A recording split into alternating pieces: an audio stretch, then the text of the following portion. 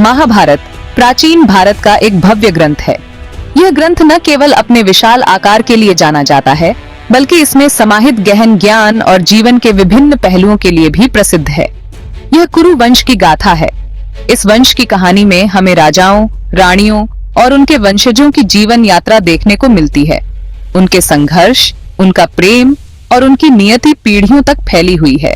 यह गाथा हमें दिखाती है कि कैसे एक पीढ़ी की घटनाएं अगली पीढ़ी को प्रभावित करती हैं। इसके केंद्र में एक युद्ध है।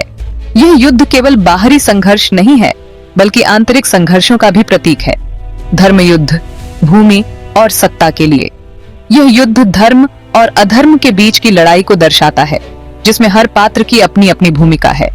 यह कुरुक्षेत्र का युद्ध है। कुरुक्षेत्र, जहां यह महायुद्ध लड़ा गया, आज भी एक पवित्र स्थल माना जाता है।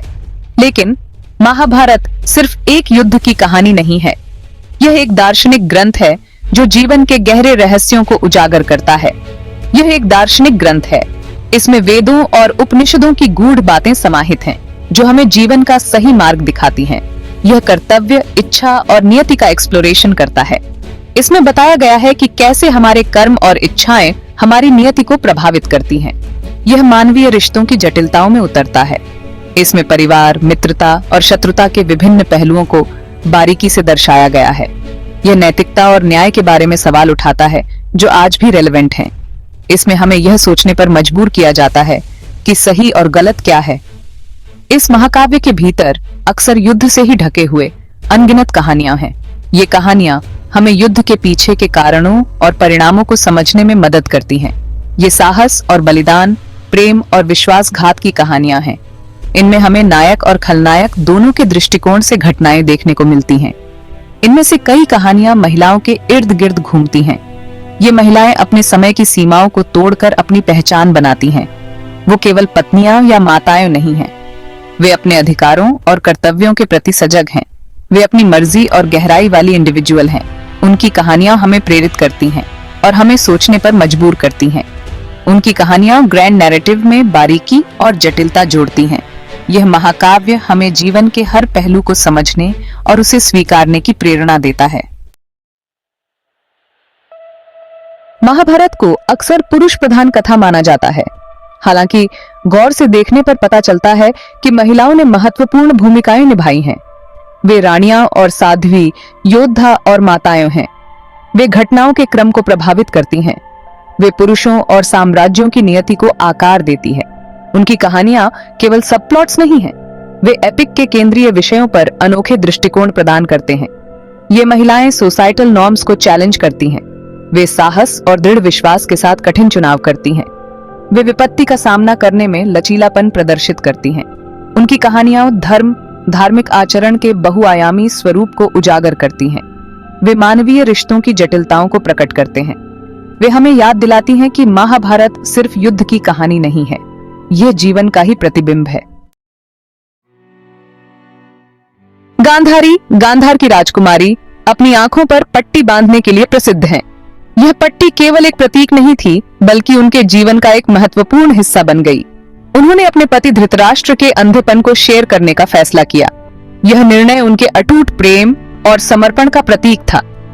एकजुटता के इस कार्य को अक्सर विनम्रता की निशानी के रूप में गलत समझा जाता है, लेकिन गांधारी का यह कदम उनके दृढ़ संकल्प और साहस को दर्शाता है।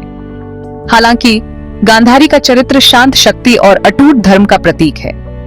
उनकी मौन शक्ति ने उन्हें एक अद्वितीय स्थान दिलाया। वह एक बुद्धिमान और सक्षम रानी थीं। उन्होंने न केवल अपने परिवार का मार्गदर्शन किया, बल्कि राज्य के मामलों में भी महत्वपूर्ण भूमिका निभाई। उन्होंने अपने पति को राजकाज के मामलों पर सलाह दी। उनकी सलाह हमेशा विवेकपूर्ण और न्यायसंगत होती थी। वह अपने 100 पुत्रों की एक समर्पित मां थीं। उन्होंने अपने बच्चों को हमेशा सही मार्ग पर चलने की शिक्षा दी। फिर भी उन्होंने कभी भी उनके गलत कामों को माफ नहीं किया। उनके लिए धर्म और न्याय सर्वोपरि थे। उन्होंने दुर्योधन को पांडवों के प्रति उसके ईर्ष्या और क्रूरता के लिए फटकार लगाई। उन्होंने हमेशा अपने पुत्रों को सही और गलत का भेद समझाया। गांधारी की कहानी हमें याद दिलाती है कि ताकत अपरंपरागत तरीकों से भी प्रकट हो सकती है।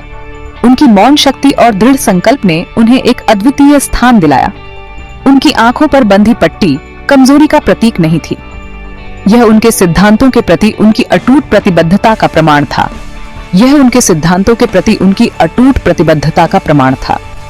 यह पट्टी उनके आत्मनियंत्रण और आत्म बलिदान का प्रतीक थी। यह अनियंत्रित महत्वाकांक्षा और अन्याय के परिणामों का एक सशक्त अनुस्मारक था। गांधारी की कहानी हमें सिखाती है कि सच्ची शक्ति और साहस हमेशा दिखावे में नहीं होते, बल्कि हमारे कार्यों और सिद्धांतों में होते हैं।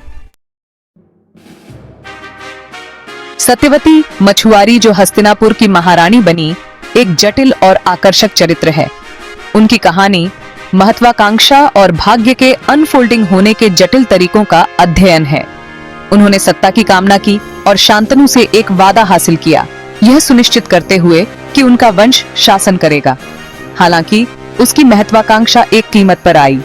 उसके कार्यों ने घटनाओं की एक श्रृंखला शुरू कर दी, जो अंततः कुरुक्षेत्र युद्ध का कारण बनी। यह इच्छा की अप्रत्याशित प्रकृति और उसके अप्रत्याशित परिणामों पर प्रकाश डालता है। सत्यवती की कहानी एक सतर्कतापूर्ण कहानी है। यह दर्शाता है कि कैसे सबसे सावधानी पूर्वक बनाई गई योजनाओं को भी भाग्य पलट सकता है। यह महाभारत के संदेश को रेखांकित करता है कि स्वतंत्र इच्छा भाग्य के साथ जुड़ी हुई है।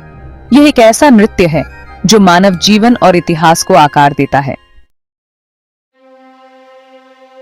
हिडिंबी, वह राक्षसी जो भीम से प्रेम करने लगती है, एक अद्वितीय प्रेम कहानी का हिस्सा है जो महाभारत की समावेशिता का प्रमाण है।